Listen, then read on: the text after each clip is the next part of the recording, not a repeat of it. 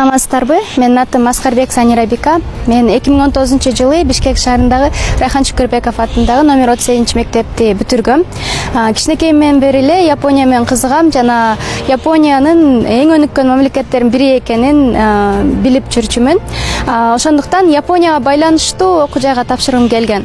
Ошондо мына Ишеналы Рабаев атындагы Кыргыз мамлекеттик университетинин Япон таануу институтун табып, ал жерде мен кызыккан багыт бар экендигин дагы билдим. Ошентип 2019-жылы ушул университетке тапшырдым. Бул университет мага чоң мүмкүнчүлүктөрдү ачып берди. Ал жерде япон тилин үйрөндүм, ошондой эле Японияга дагы барып келгенге мүмкүнчүлүгүм бар болду да. Бул университеттин эң жакшы жери бул Японияга жиберет да практикага. Башында мен тапшырып аткандагы ишенген эмесмин, кантип эле практика Японияга жиберсин деп. Бирок